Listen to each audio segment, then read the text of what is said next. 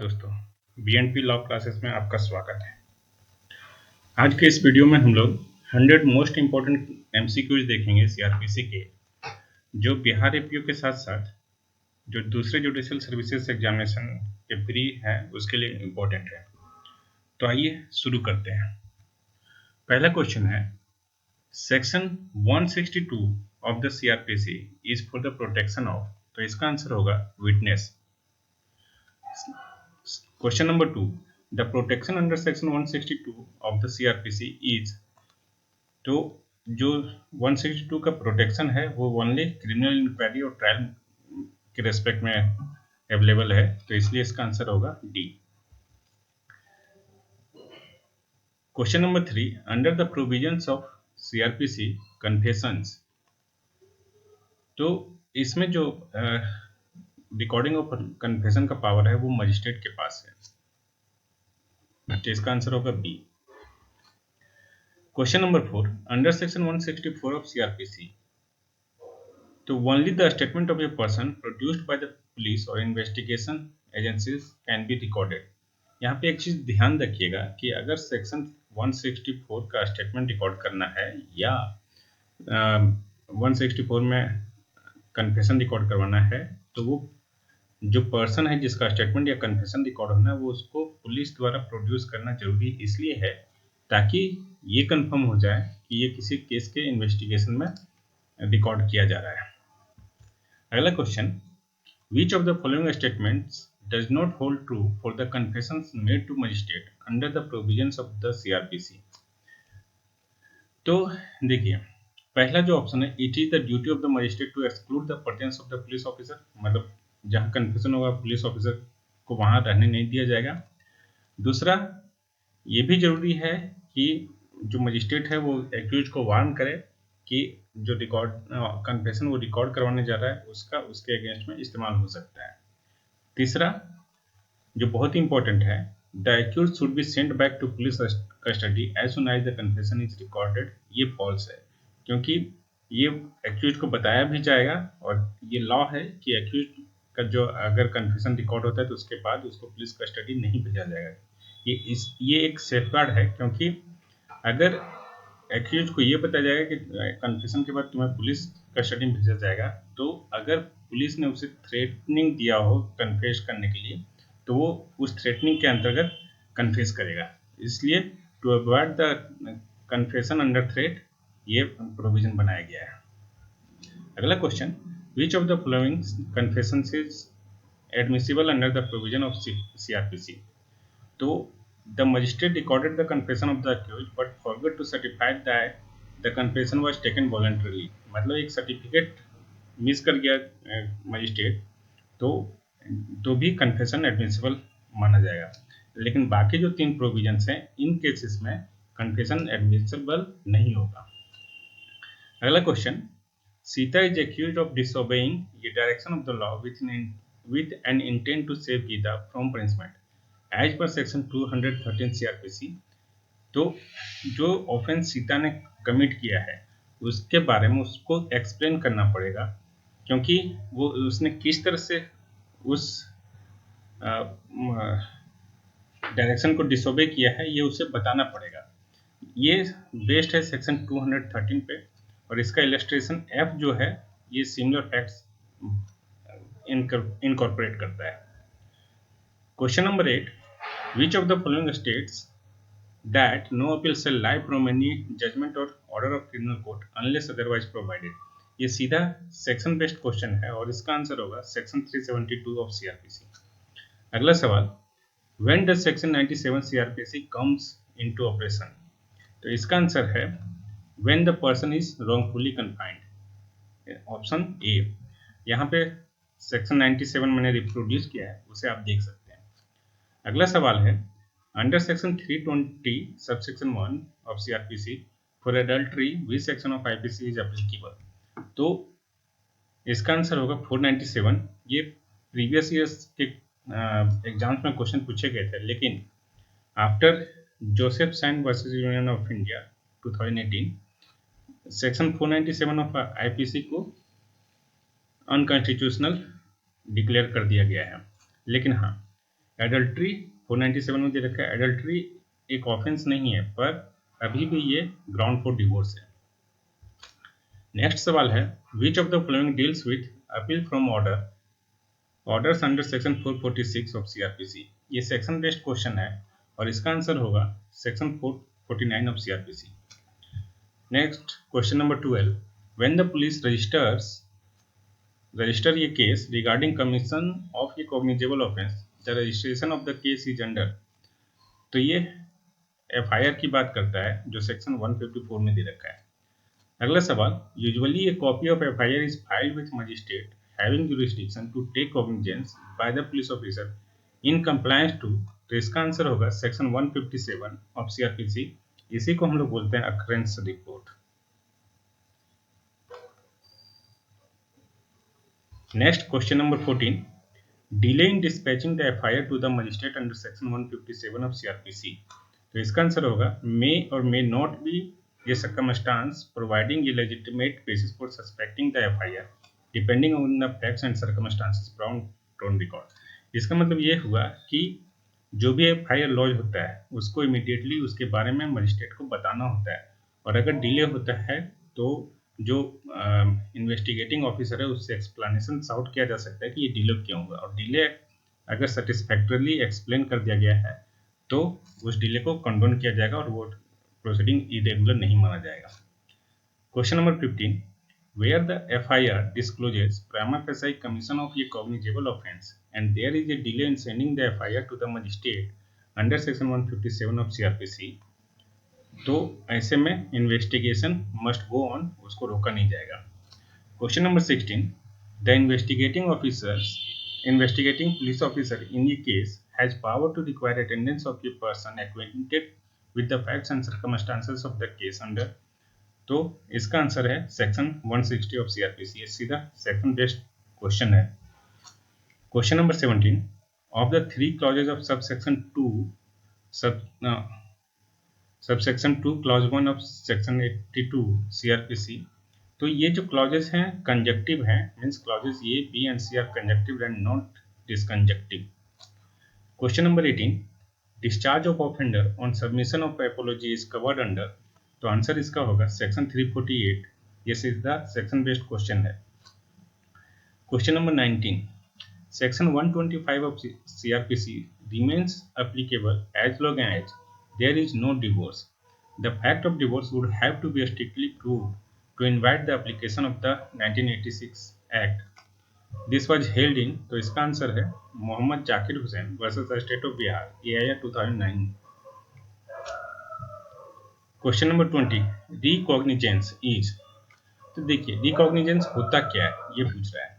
तो recognizance is a bond by which a person undertakes before a court और magistrate to observe some condition specially to appear when summoned.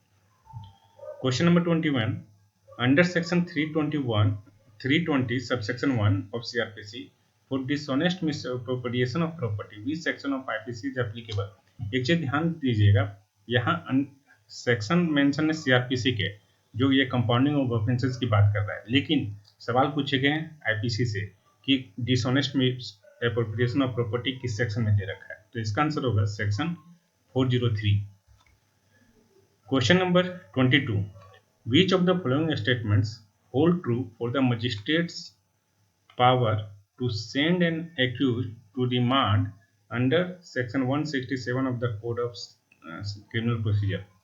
तो इसका answer होगा B. देखिए मैंने option D को underline कर रखा है, ये इसलिए अंडरलाइन कर रखा है कि ये ऑप्शन सही है सेक्शन 167 के रेस्पेक्ट में, लेकिन चूंकि यहाँ पूछ रहा है कि रिमांड जो है वो कितने दिनों की हो सकती है, इसलिए इसका आंसर होगा B.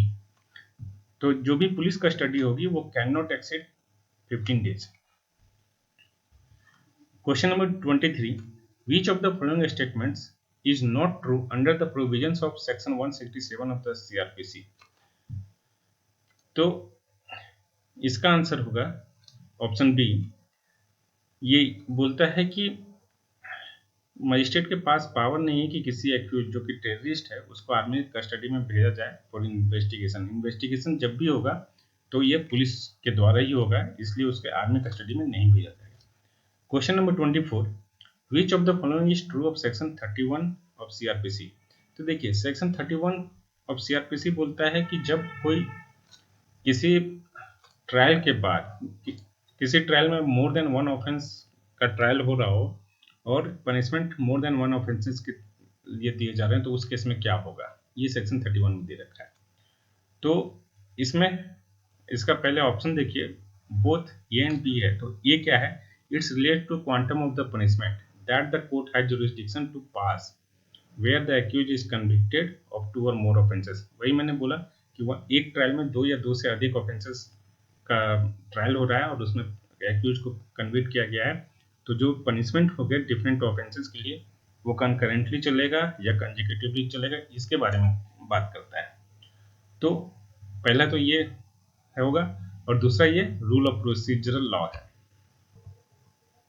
Question number 25, which of the following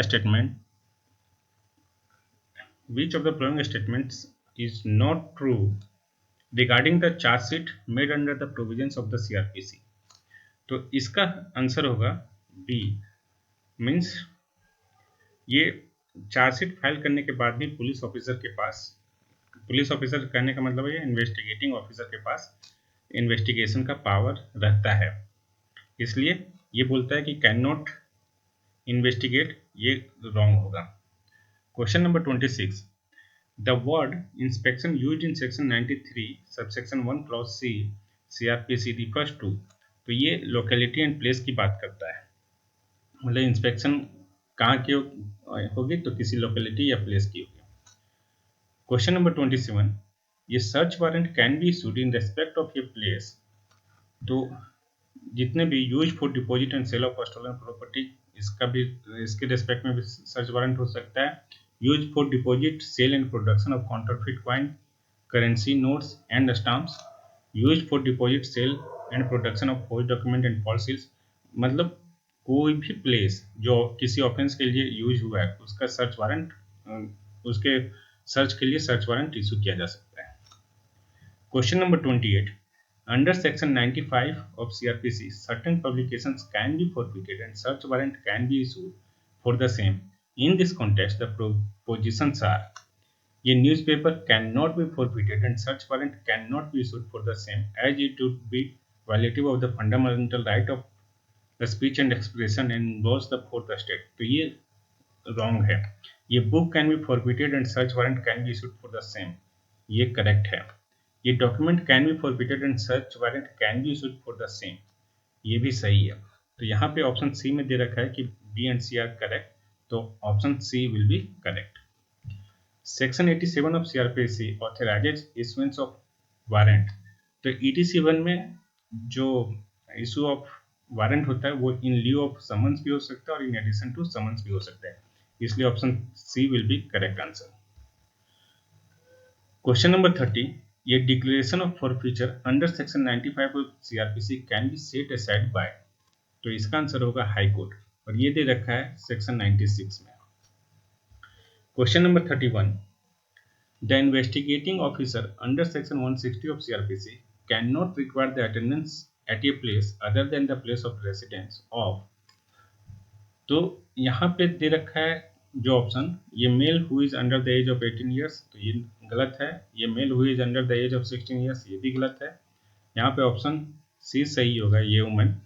जो सेक्शन 160 सबसेक्शन 1 का प्रोवाइजो है वो बोलता है कि कोई भी मेल जो below 15 years and more than 65 years है प्लस मेंटली या फिजिकली डिसेबल्ड है, उसको अपने प्लेस ऑफ रेसिडेंस के अलावा और कहीं एग्जामिन नहीं किया जा सकता है।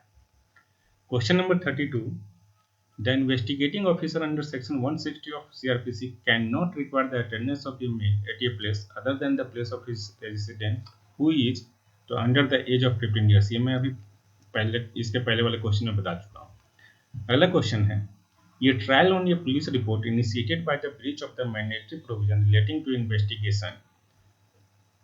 तो is not vitiated and cannot be set aside unless the illegality in the investigation can be shown to have brought about a miscarriage of justice।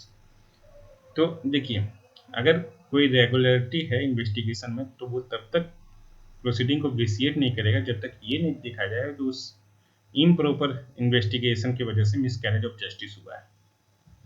Question number 34, यहाँ कुछ प्रोपोजिशन दे रखे हैं तो उसमें कौन से ट्रू है और कौन से फॉल्स ये देखना है। Delay in dispatch of the FIR is not a circumstance which can throw out the prosecution case in its entirety. तो ये सही है। Delay in dispatch of the FIR is a circumstances which can throw out the prosecution case in its entirety, ये गलत है। Next, the extraordinary delay in sending the FIR is circumstance which provides a legitimate basis for suspecting that the FIR was recorded much later than the stated date and hour, affording sufficient time to the prosecution to introduce improvement। ये भी correct है। तो इसलिए statement 1 and 3 are true and 2 is false। Question number 35, Section 159 of CRPC empowers the magistrate। मतलब 159 में magistrate किस चीज़ के लिए एम्पावर्ड है? तो answer is to order magisterial inquiry into a cognizable offence only in those cases in which the police decide not to investigate. Means अगर police ने section 157 में अक्रेंस रिपोर्ट भेजा और उसने बोला कि 159 में बोला कि वो अपना एक रिपोर्ट भेजा, पुलिस रिपोर्ट, और बोला कि ये इसमें इन्वेस्टिगेट नहीं कर रहा है, लेकिन अगर जुडिशियल मजिस्ट्रेट को ये लग रहा है कि इसमें इन्वेस्टिगेशन होना चाहिए तो वो पुलिस को डायरेक्ट कर सकती है। The power to direct investigation under section 156 subsection 3 of CrPC can be exercised by, तो answer will be a magistrate. Question number 37, section 156 subsection 2 of CrPC takes care and cures, तो इसका answer होगा both A and B. Any irregularity in the conducting of investigation by the police officer and any illegality in the conducting of investigation by the police officer। मतलब कोई भी irregularity और illegality हुई है अगर while conducting investigation by the police officer, ये दोनों को 156(2) में केयर एंड क्योर किया जा सकता है। Next question, under section 159 of CRPC, a preliminary inquiry into the commission of offence can be conducted to by the magistrate having jurisdiction to take cognizance, also by a magistrate subordinate to the magistrate having jurisdiction, और तीसरा by the police। Question number 39, the powers under section 159 of CRPC can be exercised by the magistrate तो when the police decide not to investigate the case, ये मैं पिछले questions में बता चुका हूँ। अगला क्वेश्चन है, the power to require attendance of a person acquainted with the fact and circumstances of the case under section 160 of CRPC requires, तो ये नोटिस इन राइटिंग होना चाहिए किसी भी विटनेस को बुलाने के लिए। Question number 41, under section 320 subsection 1 CRPC for wrongfully confining a person for 10 days or more, which section of IPC is applicable? तो ये क्वेश्चन ये पूछ रहा है कि wrongfully confining a person for 10 days or more ये किस सेक्शन में दे रखा है IPC के, तो answer will B 344। Question number 42, which of the following is false of section 81 of CRPC? तो CRPC में जो है जो वर्ड यूज हुआ सेल वो डायरेक्टरी है एंड नॉट मैंडेटरी, ये फॉल्स है क्योंकि ये जो सबसेक्शन 1 है वो मैंडेटरी है, डायरेक्टरी नहीं, इसलिए option C will be correct answer है क्योंकि ये फॉल्स पूछ रहा है। Question number 43, which of the following deals with the procedure where court considers that case should not be dealt with under section 345 of CrPC? ये सीधा section based question है और इसका आंसर होगा section 346। Question number 44, an illegitimate child has no other right than the right to claim maintenance under section 125. She alleged that the respondent was her father. The claim was supported by the evidence of the mother and several other villagers. The birth register showed name similar to the respondent's name as her father. Column containing to father's name in the school admission form kept blank as could be expected from an unwed mother. The court allowed the claim in which of the following cases?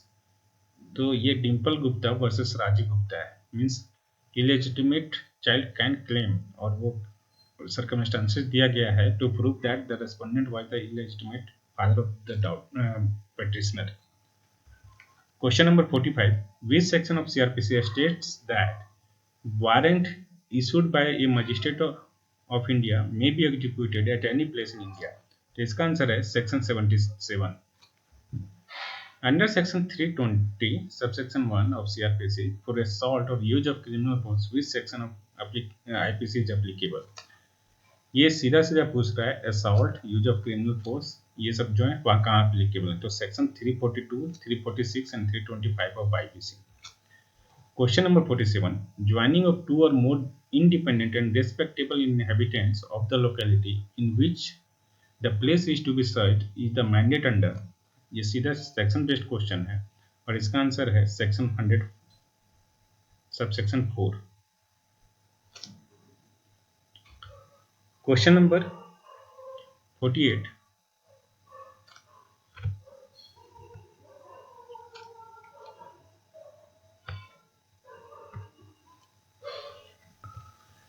Where a magistrate not empowered by law to issue a search warrant for the place suspected to contain a stolen property erroneously issued a search warrant. तो ऐसे case में जो search proceeding होगा वो void होगा और liable to be set aside होगा, और ये जो प्रोसीडिंग सेट असाइड तभी होगा जब challenge by person agreed by such search होगा. तो इसलिए इसका आंसर होगा आंसर डी, आइदर ये और सी. अगला सवाल है section 93 subsection 3 of CRPC provide that no magistrate other than a district magistrate और chief judicial magistrate shall issue warrant of search for a document, parcel और other things in the custody of postal and telegraph authority if any magistrate not so specified issue such warrant, then the such proceeding shall be void. देखिए the proceeding which vitiate the irregularity which vitiate the proceeding and the irregularity which does not vitiate the proceeding, ये दे रखा है 460 और 461 में section of CRPC में. इसमें not विसिएट है और इसमें विसिएट है. तो लिस्ट दे रखे हैं कि कब कब किस किस इरेगुलरिटी की वजह से प्रोसीडिंग विसिएट नहीं होगा और किस किस इरेगुलरिटी की वजह से प्रोसीडिंग विसिएट होगा. Question number 50. In a non cognizable case when a magistrate orders the police to investigate in that it will be at par with the cognizable offence case and the police will have all the powers in respect of investigation. देखिए मतलब क्या है कि अगर कोई non cognizable offence है और इसमें मजिस्ट्रेट इन्वेस्टिगेशन का ऑर्डर देगा तो पुलिस के पास हर एक वह पावर होगा जो उसके पास कॉग्निजेबल केस को इन्वेस्टिगेट करने के लिए होता है, एक्सेप्ट वो अरेस्ट नहीं कर सकता है. तो इसका आंसर होगा बी. Question number 51.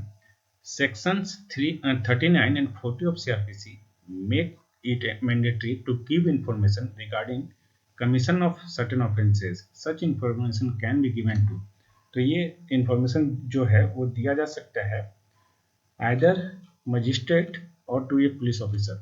और देखिए 39 में है ये जनरल पब्लिक की ड्यूटी है to give information, और सेक्शन 40 में वैसे ऑफिसर्स को हैं जो किसी विलेज में अपॉइंट किए गए हैं to monitor the law and order situations.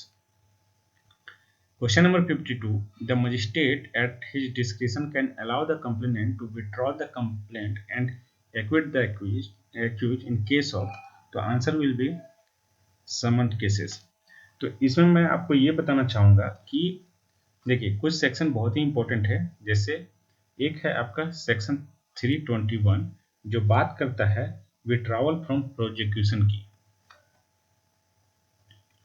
इसके बाद जो विड्रॉवल ऑफ कंप्लेंट की बात है वो दे रखा है सेक्शन 257 में, जो कि पार्ट है वारंट ट्रायल का, वारंट ट्रायल बाय मजिस्ट्रेट का, जो दे रखा है सेक्शन 238 से लेके, वारंट ट्रायल दे रखा है 238 से 250 और समन्स ट्रायल दे रखा है 251 से लेके 259 तक। और यहाँ हम बात कर रहे हैं विड्रॉवल ऑफ कंप्लेंट की, जो 257 में दे रखा है, जो पार्ट है समन्स ट्रायल की।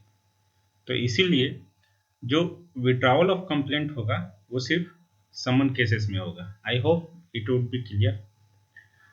Question number 53, in which of the following cases it was held that the defect resulting from non-compliance of section 275 of the CRPC in the absence of actual or possible failure of justice is curable under section 464 and 465। तो इसका answer है Abdul Rahman versus emperor. Question number 54, the application of section 300 of the CRPC, it is not necessary for the accused to be acquitted in previous trial। देखिए यहाँ पूछ क्या रहा है, तो पहले आप समझिए कि सेक्शन 300 में क्या दे रखा है। ये डबल जियो पार्टी की बात करता है और ये कहता है कि अगर कोई अक्यूज्ड किसी ऑफेंस के लिए उसका ट्रायल हुआ है और आइदर वो एक्विट हुआ है या कन्विक्ट हुआ है, तो इसका दोबारा ट्रायल नहीं होगा जब तक कि ये ऑर्डर ऑफ एक्विटल या ऑर्डर ऑफ कन्विक्शन फोर्स में है। तो मीन्स ट्रायल हुआ प्लस चाहे वो एक्विट हुआ हो या कन्विक्ट हुआ है, दोनों केसेस में दोबारा ट्रायल नहीं होगा। और यहाँ पे बोल रहा है कि सिर्फ एक्विटल की बात, तो सिर्फ एक्विटल ही नहीं, अगर उसका कन्विक्शन भी हुआ है तो भी उसका दोबारा ट्रायल नहीं होगा, यानी कि सेक्शन 300 अप्लीकेबल होगा उस केस में भी। Question number 55, an advocate who is accused, मतलब कोई एडवोकेट पे कोई एलिगेशन लगा होगा तो ऑफेंस कमिट करने का, तो उसके केस में ये 4 प्रोपोजिशन दे रखे हैं, तो कौन से सही है। तो पहला देखिए, of a criminal offence is entitled to conduct his own defence, ये सही है। Of a criminal offence is not entitled to conduct his own defence, ये गलत है। With others of a criminal offence is not entitled to appear at the trial as counsel for his co-accused, मतलब अगर वो किसी और के साथ ऑफेंस कमिट, उस पर एलिगेशन है कि वो किसी और के साथ ऑफेंस कमिट किया है, तो ऐसे केस में वो को-एक्यूज्ड का काउंसिल बन सकता है।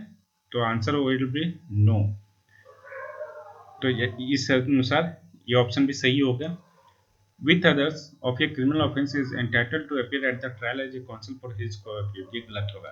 तो यहाँ पे ऑप्शन ए जो है, जो बोलता है कि preposition 1 and 3 will be correct, will be, तो इसलिए आंसर ए होगा। Question number 56, who amongst the following is not competent under section 92 of CRPC to order the postal or telegraph authority to deliver the documents or things। तो इसका answer होगा judicial magistrate, यानी कि chief judicial magistrate और district magistrate entitle हैं। In fact देखिए under section 92 कौन कौन एंटाइटल हैं टू ऑर्डर द पोस्टल और telegraph authority to deliver the document. तो इसमें आपके हैं high court, court of session, CGM और डिस्ट्रिक्ट मजिस्ट्रेट, इतने लोग 92 का ऑर्डर पास कर सकते हैं। Question number 57, with intent to cause injury to B, ये institute a criminal proceedings against him knowing that there is no just or lawful ground for such proceeding and also falsely accuses B of having committed an offence knowing that there is no just or lawful ground for such charge applying section 222 of CRPC। देखिए ये सीधा सीधा सवाल पूछ रहा है कि ये ऑफेंसेस कहाँ दे रखे हैं, तो ये ऑफेंसेस दे रखे हैं under section 211 of the IPC। Question number 58, section 41B of CRPC states that the memorandum of arrest shall be, ये सीधा सीधा सेक्शन बेस्ड क्वेश्चन है। तो जो मेमोरेंडम ऑफ अरेस्ट है वो एटलीस्ट साइन होना चाहिए एक विटनेस से, जो एक्यूज का फैमिली मेंबर हो या कोई रेस्पेक्टेबल पर्सन हो उस लोकेलिटी के जहां अरेस्ट किया गया है। और सेकंड रिक्वायरमेंट है कि जो मेमोरेंडम ऑफ अरेस्ट है वो countersigned by the person arrested होगा, इसलिए आंसर होगा both A and B. Question number 59, under section 320 subsection 1 CRPC for knowingly selling or exposing or possessing for sale or for manufacturing purpose goods marked with a counterfeit property mark, which section of IPC है applicable? Means ये जो offences हैं knowingly selling और exposing और so and so, ये IPC के किस section में दे रखा है? तो इसका आंसर होगा section 486। Question number 60, which section of CRPC is antithesis? Antithesis means opposite to the Article 19 Clause 1 Subclause A of the Constitution of India. तो आंसर इज सेक्शन 95 जो बात करता है forfeiture of certain publication की। Question number 61, which of the following deals with the procedure in case of difference of opinion?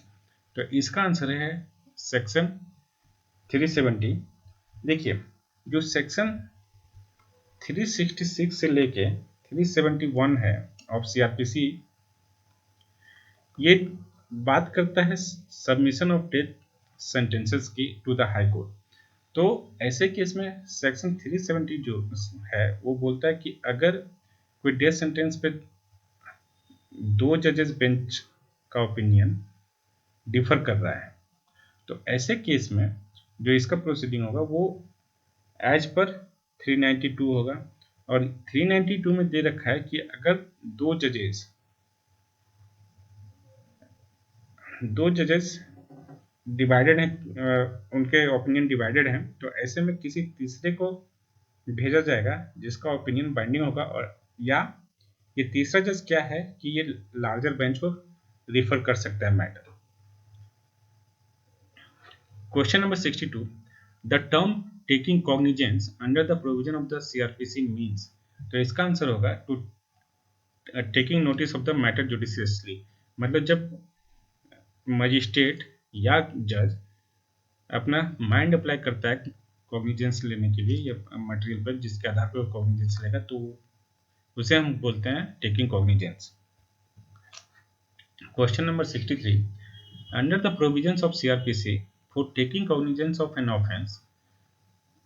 तो ये देखिए जब कॉग्निजेंस लेने की बात होती है तो प्रामा फेसाई केस होना जरूरी है। ये नहीं कि सारे एविडेंसेस जो प्रोड्यूस हुए हैं उनका प्रॉपर एनालाइजेशन होना जरूरी है। अगर प्रामा फेसाई केस बन रहा है तो जज जो है वो कॉग्निजेंस ले लेगा। Question number 64, under the provisions of the CRPC cognizance can be taken of. तो आंसर इज ऑफेंस, तो इसलिए option A will be correct. Question number 65, in which of the following cases the provision of section 197 of CRPC apply?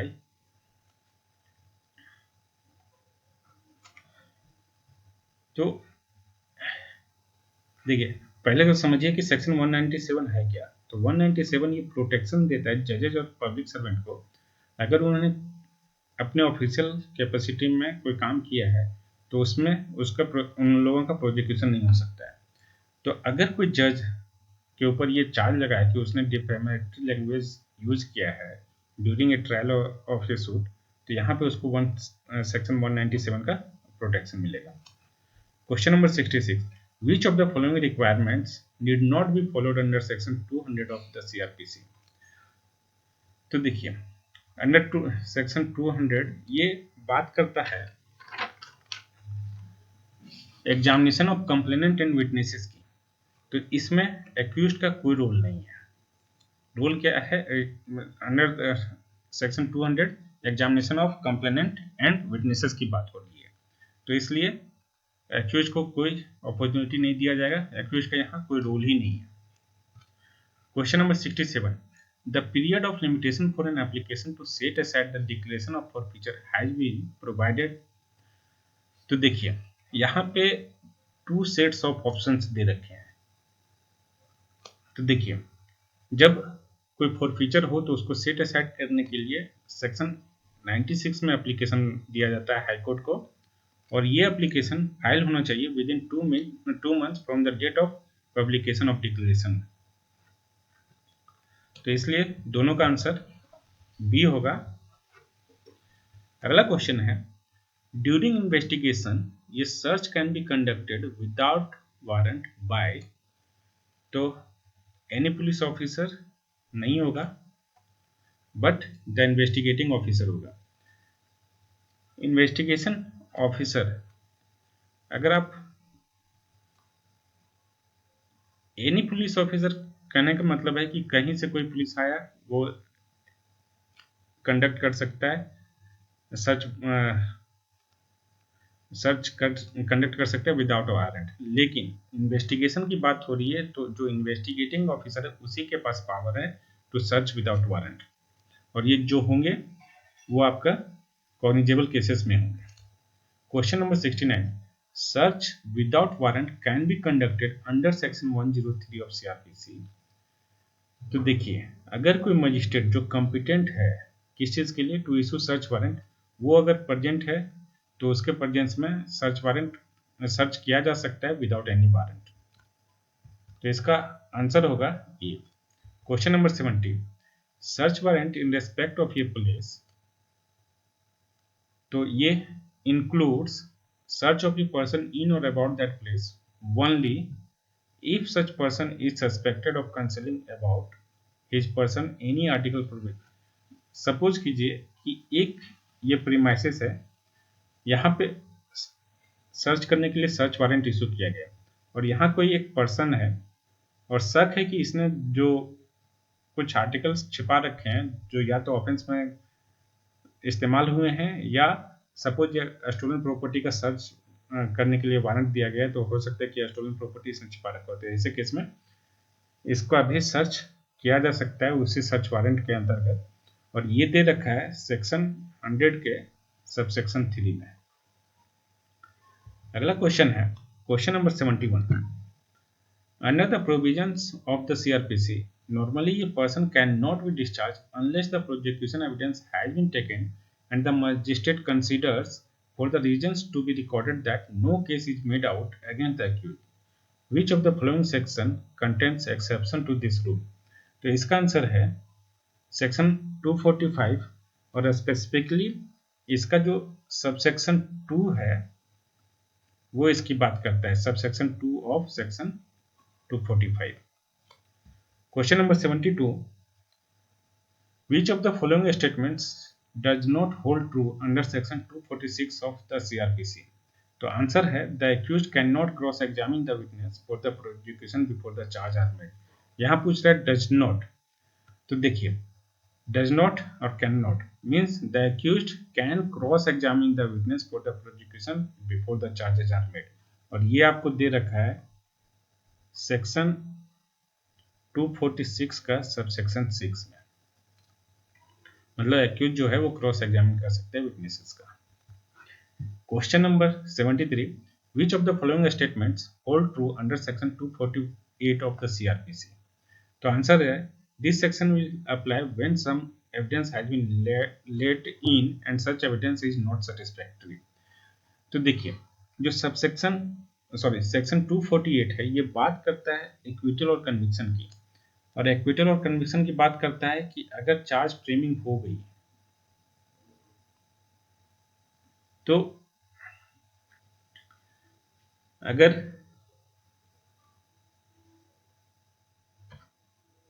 Accused guilty है तो उसका conviction हो जाएगा, और guilty नहीं है तो कन्विक्ट हो जाएगा उसका। Question number 74, discharge of the accuse under section 249 of the CrPC.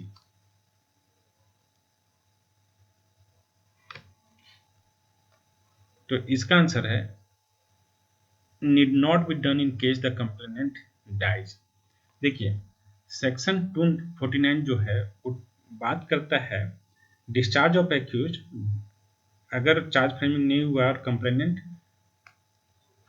Appear नहीं करता है। सपोज एक डेट यहाँ हुआ है जब चार्ज फ्रेमिंग की बात हो रही है, तो चार्ज फ्रेम अभी हुआ नहीं है, और ये जो ट्रायल है ये कंप्लेंट के बेसिस पे इनिशिएट हुआ है, तो जिस डेट पे चार्ज फ्रेमिंग होना था उस डेट पे कंप्लेनेंट नहीं आए, ऐसे केस में कोर्ट के पास ये पावर है कि या तो एक्यूज को डिस्चार्ज कर दे या हियरिंग एडजर्न कर दे। लेकिन यहाँ पे जो है, अगर कंप्लेनेंट की डेथ हो जाती है तो उसके बारे में सेक्शन 249 में कुछ नहीं कहा गया है। अगला सवाल है, the order for compensation under section 250 of the CrPC can be made. तो ये वही मजिस्ट्रेट कंपनसेशन दे सकता है जो उस केस को ट्राई कर सकता है। और अगर हम सेक्शन 250 की बात करें तो ये बात करता है compensation with respect to false accusation और false criminal proceeding. Question number 76, an order under of the CRPC acts as a bar under section 300 of the code to the trial of the accused for the same offense। Answer है 256। देखिए 256 बोलता है about non एपिडेंस और death of complainant. तो अगर complainant appear नहीं हो रहा है किसी वजह से या उसकी डेथ हो गई, तो ऐसे केस में मजिस्ट्रेट जो है वो एक्यूज को एक्विट कर सकता है या हियरिंग एडजर्न कर सकता है। तो अगर उसने एक्विट कर दिया तो जैसा कि मैंने अभी कुछ देर पहले बताया था कि सेक्शन 300 जो है वो डबल जियोपार्डी की बात करता है, और सेक्शन 300 के एप्लीकेबिलिटी के लिए दो कंडीशन होनी चाहिए। पहला कि एक्यूज का ट्रायल होना चाहिए, और ये ट्रायल रिजल्ट होना चाहिए या तो एक्विटल में या कन्विक्शन में। तो यहाँ पे क्या हो रहा है, जो 256 का ऑर्डर पास हो रहा है उसमें एक्यूज को एक्विट कर दे रहे हैं, तो ऐसे केस में सेक्शन 300 एप्लीकेबल होगा। Question number 77, under section 159 of CrPC the magistrate has the power to. तो देखिए 159 में मजिस्ट्रेट के पास क्या क्या पावर है। तो पहला, he may direct investigation by the police, he may depute any magistrate subordinate to him to hold a preliminary inquiry। तो ये दोनों है, तो आइदर ये और B, therefore answer will be C. Section 160 of CrPC authorises a police officer to. तो answer is summon ये person as a witness. Question number 79, a person can be summon as witness under section 160 of CrPC bye.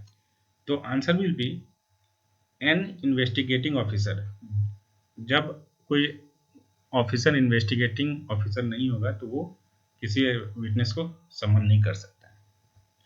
Question number 80, ये person who fails to attend on being served with an order under section 160 of CrPC of an investigating officer is liable to be prosecuted under. तो answer is 174। मतलब अगर किसी investigation officer ने under 160 किसी को ये in writing order किया कि उसे आना है और सवालों का जवाब देना है, और वो अगर उस ऑर्डर को डिसओबे करके नहीं जाता है तो उसका प्रोसिक्यूशन होगा सेक्शन 174 ऑफ आईपीसी में। Question number 81, laying off trap is part of. तो answer is investigation. Question number 82, under the provisions of section 202 of the CrPC the magistrate में। तो देखिए 202 में मजिस्ट्रेट क्या क्या कर सकता है। तो answer is he may conduct the inquiry himself, he may ask the police officer to conduct an investigation, he may also ask a person who is not a police officer to conduct an investigation। Therefore answer will be all of the above। Question number 83, the magistrate under the provisions of section 203 of CRPC can dismiss a complaint। मतलब 203 में कब magistrate complaint dismiss कर सकता है। तो answer is he may dismiss the complaint even if inquiry under section 202 of the CRPC is not done। Question number 84, which of the following statements hold true for plea of guilty under the provisions of CRPC। तो देखिए the plea of not guilty is not recognized by CRPC। Answer यही है। इसका कहने का मतलब क्या है कि जब आप देखेंगे सीआरपीसी में प्ली ऑफ गिल्ट रिकॉग्नाइज्ड है, मतलब अगर कोई एक्यूज गिल्टी प्लीड करता है तो ऐसे केस में ये होता है कि उसका मतलब ये नहीं होता कि वो खुद को गुनहगार मान रहा है, बल्कि उसका ये कहने का मतलब होता है कि वो कोई डिफेंस नहीं लेगा जब प्रोसिक्यूशन के एविडेंस के अगेंस्ट में। तो प्ली ऑफ गिल्ट रिकॉग्नाइज्ड है, not pleading guilty is not recognised. Question number 85, under section 239 and 240 of CrPC, यहाँ 3 प्रोपोजिशन दे रखे हैं, उसको देखिए। Reasons must be given if the accused is discharged. Reason must be given if the charges are framed against him. Hearing includes hearing of evidence if needed. और answer है 1 and 3, means अगर accused को discharge किया जा रहा है तो reason must be recorded होना चाहिए, लेकिन अगर चार्ज फ्रेमिंग है किया जा रहा है तो रीजन रिकॉर्ड करना जरूरी नहीं है। और हियरिंग का मतलब है कि हियरिंग ऑफ एविडेंसेस है अगर जरूरत पड़े तो, इसलिए answer will be B. Question number 86, under section 243 of CrPC, ये magistrate can not issue summons to the complainant for being examined as a witness of the accused. देखिए, कंप्लेनेंट का examination है as a witness of the accused, means complainant and accused are both opposite party, तो कैसे उसके लिए examine हो सकता है। क्वेश्चन नंबर 87, सेक्शन 161 of CRPC covers the cases of information received by police. तो after the commencement of investigation, इसमें जब आप सेक्शन 161 का सबसेक्शन 1 देखेंगे तो ये सबसेक्शन स्टार्ट होता है वर्ड से। किस वर्ड से? Any police officer making an investigation made under this chapter. तो जब ये सेंटेंस जो है वो स्टार्ट ही होता है any police officer meaning making an investigation. Making an investigation means जो भी इंफॉर्मेशन रिसीव्ड हो रहे हैं वो after commencement of the investigation की बात कर रहा है। Question number 88, who among the following is not A police officer. तो देखिए, इन तीनों में से कोई भी पुलिस ऑफिसर नहीं है, क्योंकि इनके पास इन्वेस्टिगेटिंग एंड अरेस्टिंग पावर नहीं होता है। Question number 89, an unjustified and unexplained long delay on the part of the investigating officer in recording the statement of a material witness would render the evidence of such witness to unreliable।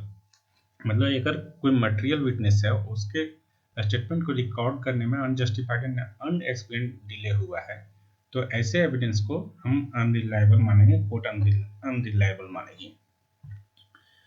A statement made under section 161 of CRPC during investigation of a cross case। तो cross case means एक ही कोई offence से arise हुआ है, means एक party ने किया फिर दूसरे पार्टी ने किया, तो यानी कि ये सेम ऑफेंस से रिलेटेड ट्रायल है, तो ऐसे में 161 में रिकॉर्ड किया एविडेंस एडमिसिबल नहीं होंगे, तो इसलिए इसका ऑप्शन सी सही आंसर होगा। क्वेश्चन नंबर 91, ये refusal to answer questions put to witness under section 161 of CrPC is an offence under. तो answer is section 179 of IPC में बोलता है कि अगर कोई ऑफिसर एम्पावर्ड है क्वेश्चंस करने के लिए और जिससे वो क्वेश्चन कर रहा है वो उसका आंसर नहीं देता है, तो ऐसे में उसका प्रोसिक्यूशन होगा अंडर सेक्शन 179 ऑफ आईपीसी में। Question number 92, procedure when corporation और registered society is an accused is given in, ये सीधा सीधा सेक्शन बेस्ड आंसर है और इसका आंसर है section 305 of CrPC. Question number 93, under section 320 subsection 1 of CrPC for wrongfully confining a person for 10 days or more, which section of IPC is applicable। In fact ये सवाल पूछ रहा है कि आईपीसी के किस सेक्शन में दे रखा है कि wrongfully confining a person for 10 days or more है, तो वो उसका आंसर है सेक्शन 344 ऑफ आईपीसी। अगला क्वेश्चन है which of the following is true about section 82 of CrPC. तो इसका आंसर होगा कि अगर कोई उसमें पीरियड जो है वो लेसर मतलब जितना रिक्वायर्ड है उससे कम रिकॉर्ड किया है, तो ऐसे में जो प्रोक्लेमेशन है वो इनएफेक्टिव होगा और ये जो डिफेक्ट है ये क्यूरेबल नहीं है under section 465 of CrPC. Question number 95, which of the following deals with summary procedure for punishment for non-attendance by a witness in obedience to summons? ये सीधा सेक्शन बेस्ड क्वेश्चन है और इसका आंसर है section 350 of CrPC. Question number 96, which of the following cases held that there is no conflict between section 107 and 145 of CRPC. The words in section 145 are mandatory while the language of section 107 is discretionary. तो इसका answer है Balaji Singh versus Bhoju Ghosh, यहाँ word in छूट गया है। Question number 97, which of the following deals with appeals from conviction under section 344, 345, 349 and 350? तो इसका answer है सेक्शन 351। ये सीधा सीधा section based question. Question number 98, ये has in his position several cells knowing them to be counterfeit and intending to use them for the purpose of committing several forgery punishable under section 460 of IPC applying section 220 of CRPC। तो देखिए ये कुछ may be charge separately. जो ये offence है counter fitting seal का, ये दे रखा है सेक्शन 473 ऑफ आईपीसी में, और ये इनफैक्ट सवाल ही है आईपीसी के सेक्शन 473 पे बेस्ड, तो इसलिए इसका आंसर होगा D. Question number 99, which of the following provides for the right of person against whom proceedings are instituted to be defended? मतलब कि अगर किसी पर्सन के अगेंस्ट में कोई प्रोसीडिंग्स स्टार्ट हुआ है तो उसके पास राइट टू डिफेंड है किस सेक्शन के अंतर्गत? तो इसका आंसर है सेक्शन 303। ये सीधा सीधा सेक्शन बेस्ड क्वेश्चन है। और आज का ये last question, question number 100, power of high court to confirm sentence और annul conviction is provision under. तो इसका आंसर है सेक्शन 368 ऑफ सीआरपीसी। इनफैक्ट यहाँ पे कंफर्म डेथ सेंटेंस होना चाहिए। डेथ सेंटेंस अगर कोर्ट ऑफ सेशन या एडिशनल सेशन जज, ये दो डेथ सेंटेंस पास कर सकते हैं। जब डेथ सेंटेंस पास होगा तो ये हाईकोर्ट के पास जाएगा कंफर्मेशन के लिए अंडर सेक्शन 366, और हाईकोर्ट जो है वो अंडर सेक्शन 368 इसको या तो अपहेल्ड करेगा या एनल करेगा। तो इस तरह से सीआरपीसी के 100 मोस्ट इंपोर्टेंट क्वेश्चन खत्म हुए। होप ये आपको एग्जाम में काम आएगा। अगर आप और भी वीडियो चाहते हैं इस तरह का तो प्लीज़ कमेंट करें कि आपको किस तरह के वीडियो किस टॉपिक पे चाहिए। Thank you for watching. अगर आप इस चैनल पर नए हैं तो प्लीज़ इस चैनल को सब्सक्राइब करें और अपने दोस्तों के साथ शेयर करें और लाइक करें। अगर कुछ और भी इसमें इम्प्रूवमेंट की ज़रूरत हो हमारे वीडियोज़ में तो वो भी हमें बताएं। हमें उस इम्प्रूवमेंट, अपने आप में इम्प्रूवमेंट लाने में खुशी होगी। Thank you.